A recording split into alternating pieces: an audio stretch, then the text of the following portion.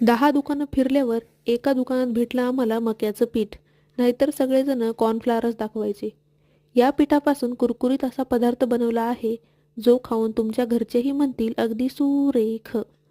सर्वप्रथम 1 कप पाण्यात मीठ, इडलीची वाळलेली जडीबुटी टाकली की 1 कप मक्याचं पीठ टाकायचं आणि 5-10 मिनिटं वाफ काढून घ्यायची.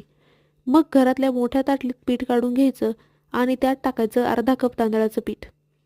चांगलं मऊसूत लोण्याचा गोळा मळून झाला की प्लास्टिकच्या पिशवीवर पातळ लाटून घ्यायचं आणि वर काटे चमच्याने छिद्र पाडून पोळीची चाळणी करून टाकायची. मग तिच्यावर चाकूने वार करत समभुज त्रिकोण कापून घ्यायचे. या त्रिकोणाला तेलात सोडून पिवळ्याचे केशरी झाले की काढून घ्यायचे आणि वर तुमच्या मनात येईल ते मसाले टाकून घरच्या घरी तयार झाले तुमचे कुरकुरीत नाचो, जे खाऊन तुम्ही सगळे नाचाल आणि सबस्क्राईब पण कराल.